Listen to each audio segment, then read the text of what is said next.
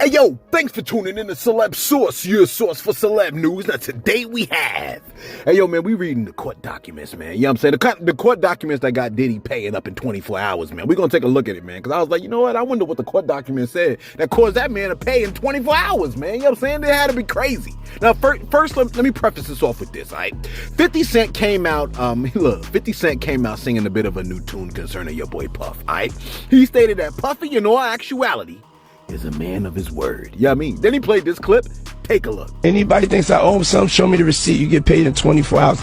The settlement comes one day after word of the lawsuit was filed where she accused him of sexual assault. All right, hopefully that joint played, man. You know what I'm saying? But if it didn't, it's a clip of Puff saying, he says, anyone thinks I owe him something, show me the receipt.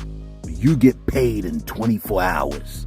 Then it cuts to the news saying the settlement comes one day, 24 hours, after the word of the lawsuit was filed, where she accused him of whatchamacallit assault. You know what I'm saying? Close quote. Which is an interesting position.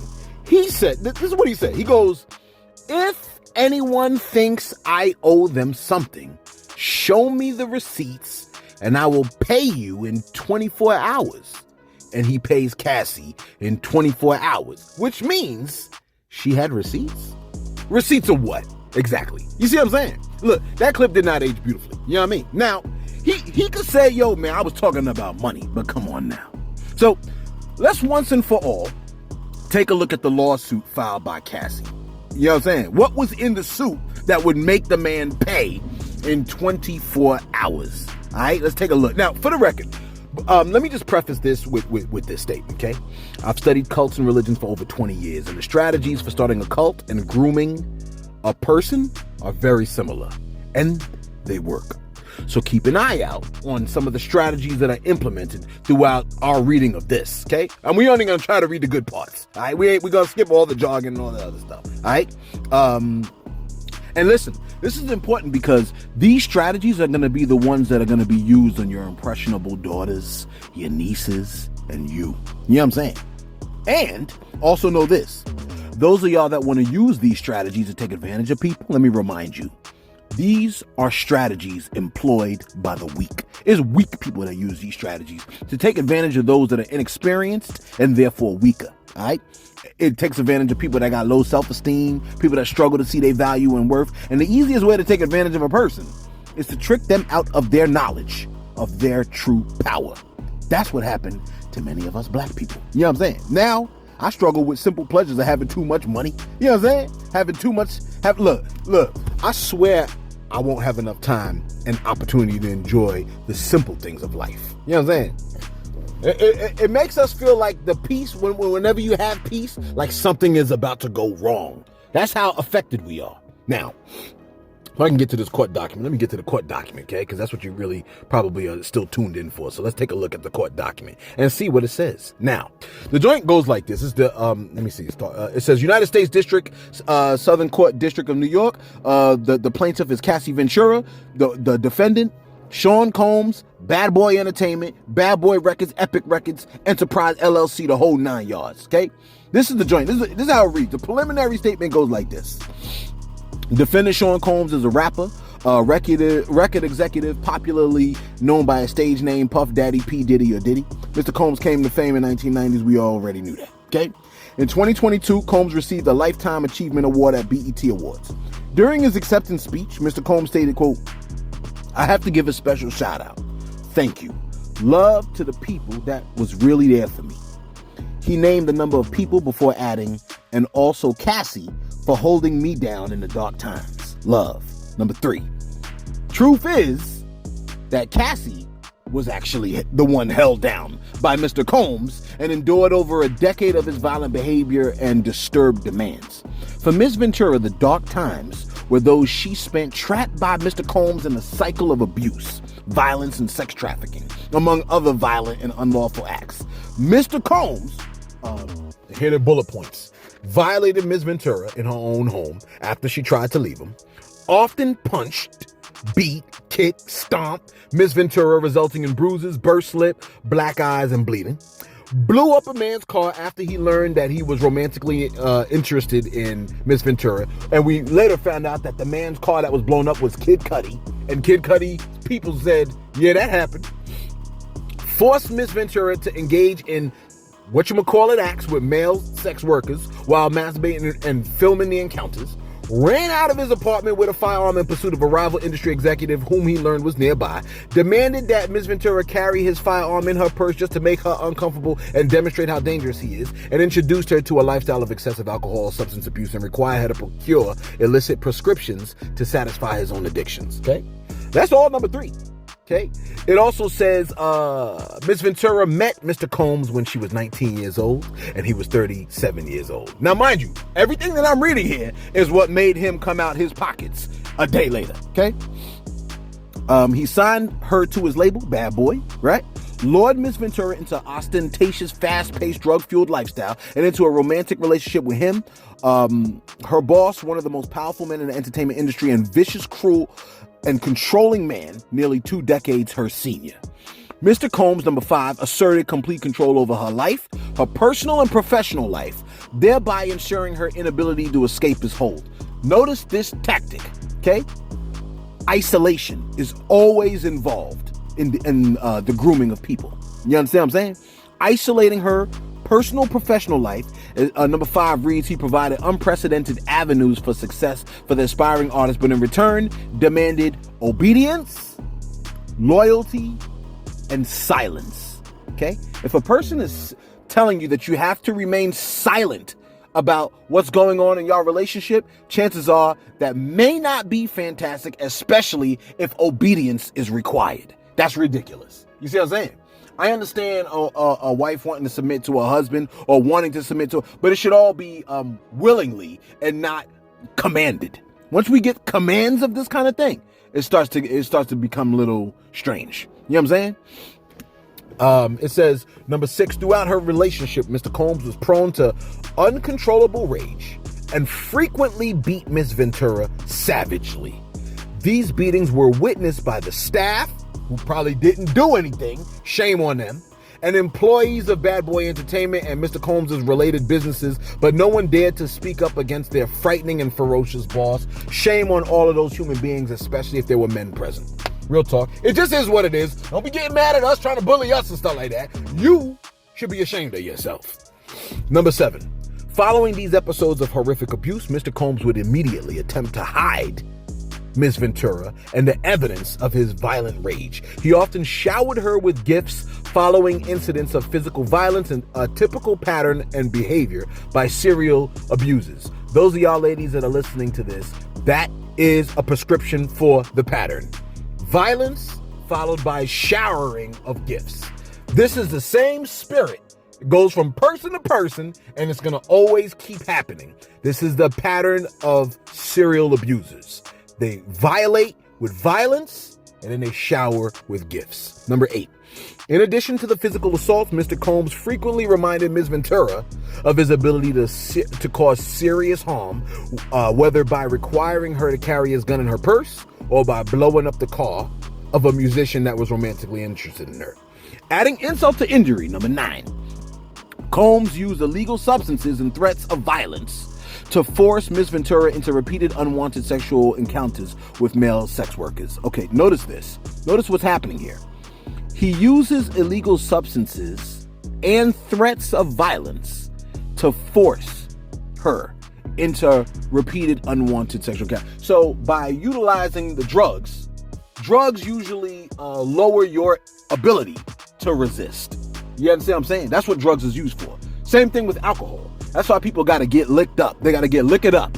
You know what I'm saying? In order to be able to do certain kind of activities. It lowers your inhibitions. So when you see drugs, alcohol involved in the process, they're trying to lower your inhibitions.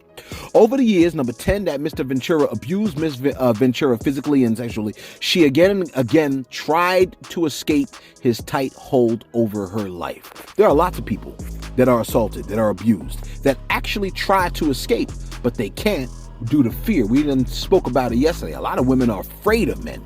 I was talking to a young lady today. She said, the thing about it is, it shocks a woman when she realizes the physical force that a man actually can have over her. A lot of women misunderestimate, right? Or misunderestimate the power that a man actually has. You see what I'm saying? This is scary stuff. You think, you know what I mean? You can kind of hold him back until the raw strength of a man actually comes to fruition.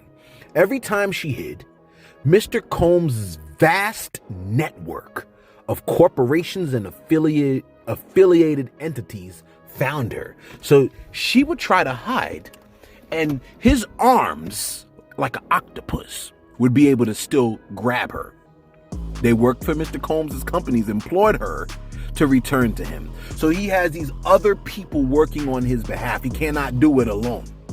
Many went as far as to explicitly state that her failure to return to Mr. Combs would hinder her success. Now he is utilizing her success in the industry. This is why it's not a good idea for people to become involved with their superiors or their bosses, because of course, you should know, people are going to use any kind of leverage that they have in their possession to hold you against your will. You see what I'm saying? It just is what it is. I think it's unfortunately sinful human nature. You know what I mean? When she believed in number 11 that she had finally separated from her longtime abuser, she joined Mr. Combs for a dinner, after which he forced her into her home and violated her while she repeatedly said no and tried to push him away. We're seeing what this man is at this point. Miss Ventura has now fully, in number 12, escaped Mr. Combs, but the harm that the assault and abuse he caused her to experience for nearly a decade will forever haunt her. She has required intensive medical, psychological care to recover from the trauma she lived through. This is real stuff. A lot of people just think, oh, she just want a bag, she just wants some money. When you are violated, when your physical body is violated, that causes psychological trauma that you can't leave, that you can't walk away from. So a lot of people think, oh man, she's just trying to get a bag, she's just trying to get some money. Yeah, but she probably liked it, that's why she stayed. It doesn't really quite work. It's not that easy. It's not like black and white like that. There's psychological trauma that takes place inside of listen, a woman told me one time, she said, there's something about it when a man has sex with a woman. There's a psychological thing that takes place for that woman that makes her feel like she is under submission to the man. It just is what it is. You see what I'm saying? Psychologically, it does something for the woman. Now, this woman, and that's for women that are willing. This woman was not even willing, and this is her boss. Number 13 says, she cannot, however, continue to live in silence about what she endured. Mr. Combs remains immensely powerful, immensely dangerous. She seeks justice for the decade of her life that he took away from her, with threats of violence, excessive use of drugs, physical, psychological abuse, and slavery of a sexual nature. Accordingly, she brings this action seeking injunctive, declaratory, and monetary relief against defendant. So really, look, and then all the penal codes. Think about it, man. The money is the money, right? But with or without the money, there was an intense amount of damage. And please be assured of the fact that money will not erase psychological damage. I don't care. Like, if you think money erases psychological damage, then you need to get it together. You should know enough to know by now.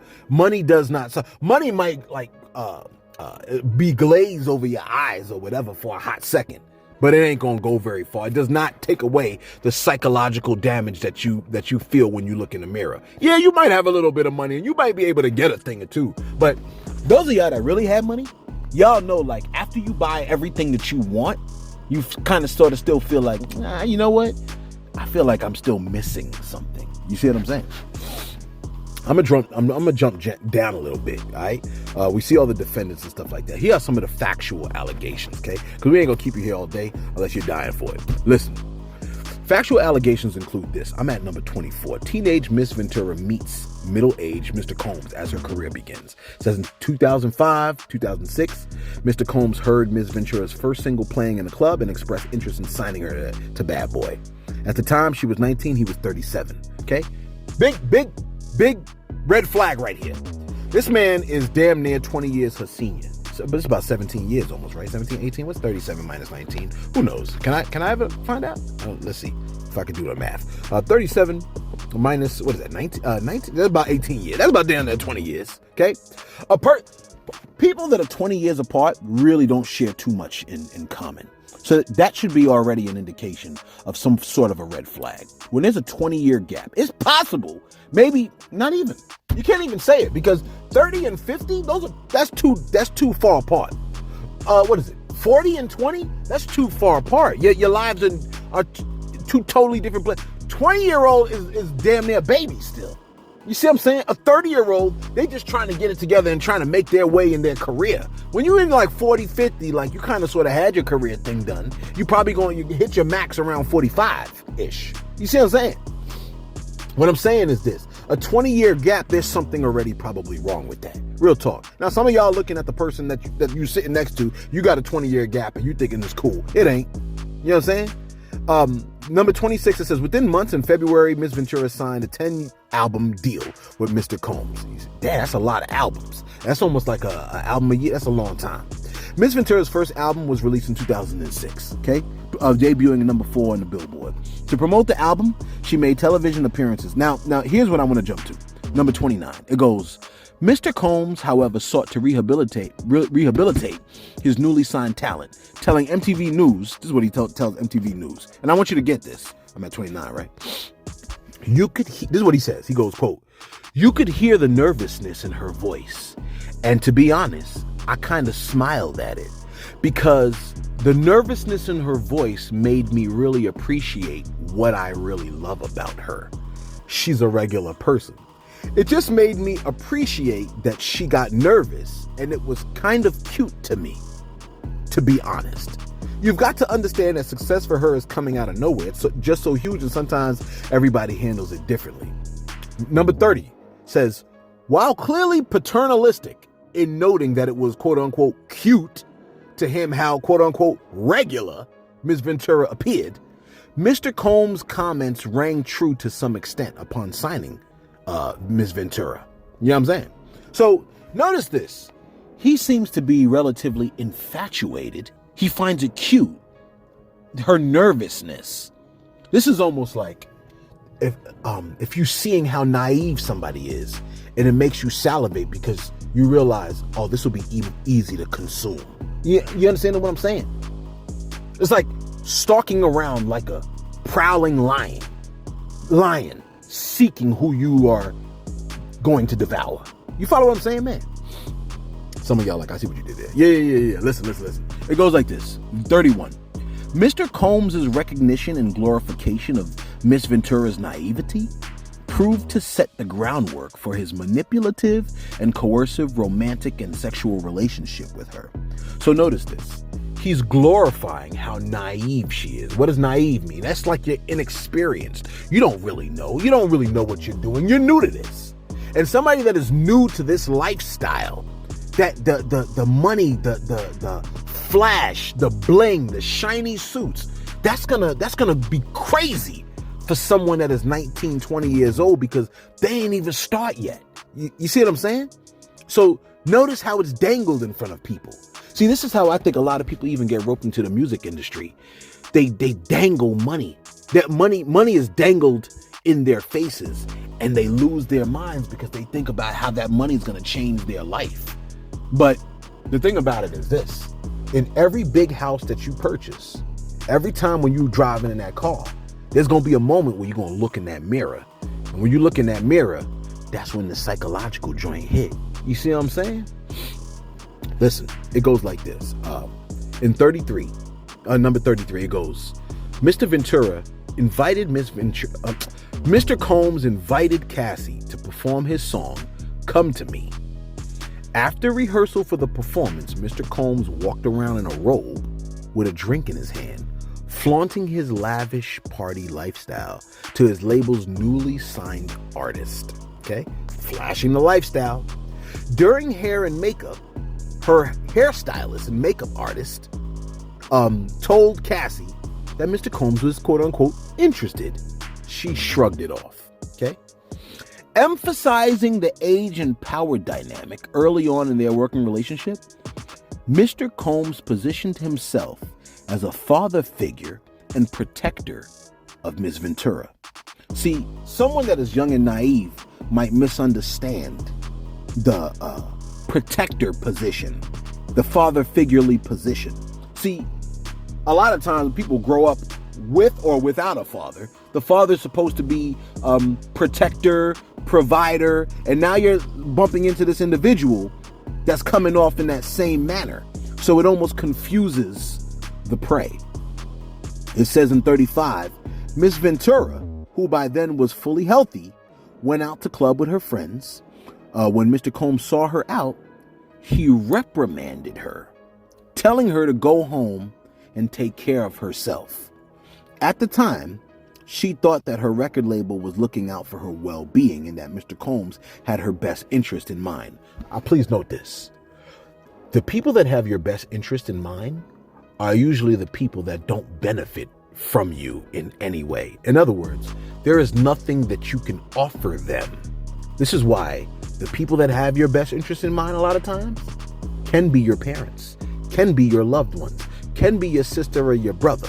You know what I'm saying? Sometimes, because sometimes people get greedy too. But here's the thing. People that have your best interest in mind usually have nothing that they care to benefit from you. You understand what I'm saying? You can't give them anything. In this case, she can give something to him.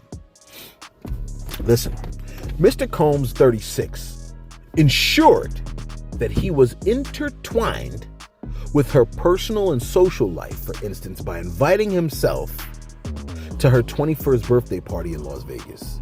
He also brought along famous musicians and producers, flaunting his celebrity status and influence in front of a young and impressionable Miss Ventura. Listen, man, somebody bringing all these people around you in front of your friends, when they make all your friends ooh and ah, then that almost makes them look more attractive even to you. All of these famous people around you, you almost become, it's like they're pulling curtains over your eyes. You can't really see very clearly. Now listen to this, 37. Mr. Combs, these are part of the allegations. Mr. Combs knew that Ms. Ventura was in a relationship at the time. And even though he was publicly in a relationship with Kim Porter, he nevertheless pursued Ms. Ventura. So you're doing this now. That means the relationship with Kim Porter ain't A1. At an after party in the hotel suite following Ms. Ventura's 21st birthday party, he pulled Ms. Ventura into the bathroom, forcibly kissed her. Ms. Ventura did not consent to this unwanted contact. She immediately ran out the bathroom and the hotel suite and cried. She told her best friend at the time about what had happened, but was too scared to tell anyone else. Once you're too scared to mention these things to other people that can help you out, this is part of the red flag. At the VMAs the following day, Ms. Ventura's boyfriend joined her and Mr. Combs at a table at the award ceremony. Mr. Combs became angry, telling Ms. Ventura that the invitation to the award ceremony was only for her and not for her significant other. Notice the grooming tactics, isolation, anger, violence. You see what I'm saying? Threats. The threats involve you're not going to make it. This is going to affect your career, and your career is lifelong, right? It goes in 39. Despite her clear rejection of his advances, he continued to demand Miss Ventura spend time with him, including for a weekend at Mr. Combs' residence in Miami for the nights out in New York City. On one particular night, September 2007, we got dates here. This is all legal. This is all public information. I just found it.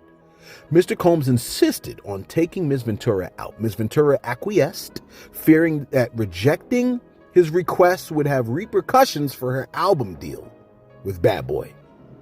Mr. Combs picked her up from her apartment, and she was surprised. Let me see here. Ms. Ventura was surprised that when she got into the car, Mr. Combs was already inebriated. He was already drunk. He handed her a pill and told her to take it. And when she asked what the pill was, he dismissed her and told her she would like it. She later learned the pill was ecstasy. You see the lengths he has to go to. Something Miss Ventura had never before tried and did not want to try. This was the first time Mr. Combs got her high. So we're seeing substances are playing into this situation. He proceeds to drive recklessly at very high speeds. She was scared, but she didn't dare object to Combs, who appeared drunk, high, and agitated. He took her to an upscale lounge in Manhattan, where he proceeded to get into an altercation with security staff who would not permit Mr. Combs to enter because he was belligerent. Miss Ventura decided to go home, but for the remainder of the night, Combs messaged her incessantly, complaining that she left him high and alone. Notice here part of the isolation and trying to make her feel guilty. Oh, you left me, you left me, you left me. You see what I'm saying? See, this story that I'm hearing is not an isolated story. I've heard about these kinds of things all the time with different people. We're just hearing about it with somebody that is famous, but they all do the same thing. In 45, Mr. Combs flexed his power and influence when he paid a promoter to create a fake flyer hosted by Miss Ventura. This fake posting allowed Miss Ventura to have an excuse to go to Miami and get away from her boyfriend by using the guise of a legitimate event that she had to attend. Miss Ventura was stunned at how easily Mr. Combs was able to recruit others to lie for him. Miss Ventura was uncomfortable with the fake flyer, but she went to Miami anyway. During the trip to Miami, Miss Ventura was provided with copious amounts of drugs. She became more intoxicated than she ever had before, and her intoxication lasted throughout the weekend. As she wanted Mr. Combs to continue to support her career, she felt she could not refuse Mr. Combs urging her to take more drugs. After providing her with drugs, he had intercourse with her during the trip. Too much substances lower her inhibitions, violates. You see what I'm saying? Within 2 years of meeting Mr. Combs, she found herself lured into the immediate circle of her boss, the owner of her record label, and one of the most powerful men in the entertainment industry. You see what I'm saying? There's more to this, but we're going to stop right here. You know what I mean? We're going to see how this, we might take a look at the rest of this tomorrow, man. Part 2 of this tomorrow. You know what I'm saying? Because we ain't going to keep you here all night. Part 2 is going to get even crazier, apparently. You know what I'm saying? This is where he exerts control over her career and her personal life. What else we got over here? We're gonna also take a look at how the relationship becomes violent and abusive. Okay? And look, this is all the pieces as to how that happened so quickly, that payout. You know what I'm saying? Mr. Combs forcing her into the trafficking situation is crazy. You know what I'm saying? Anyway, yo, man, be sure to tune in tomorrow for part 2 of this joint. I feel crazy telling you to be sure to like. You know what I'm saying? And be sure to subscribe. You know what I mean? But, I mean, if you appreciate us providing you with this factual information, but more importantly, let's get this piece, right? The pieces that you're getting from this, please notify the women in your lives about people that do these kinds of tactics. Some do it like on purpose, and some people do these tactics without any knowledge of the fact of what they're doing. You know what I'm saying? They just try to take advantage of the situation. But these things happen all the time. And even check yourself, fellas, if you realize, oh shoot, I've been kind of sort of doing that. That's for the weak, bro. Don't do that. You know what I'm saying? People should be free to make their own decisions. And if somebody doesn't want to be around you, that's actually good for you, because that means they ain't going in the same direction you're going. So you eliminate somebody that's slowing you down. If somebody does not want your advances, or they don't want to go where you want to go, that's good for you, because they're not slowing you down, trying to pull you in another direction. You understand what I'm saying, man? But whenever you feel like you got to force somebody to go with your plan, or to excessively, you know what I'm saying? That goes to show that they are probably not part of that mission. And the last thing you want to do is take them on that mission with you and then be angry the whole time that they ain't 100 about it. You follow what I'm saying? Let us know your thoughts in the comments below, man. Be sure to like, be sure to subscribe. Thanks for tuning in to Celebs Source, your source for celeb news.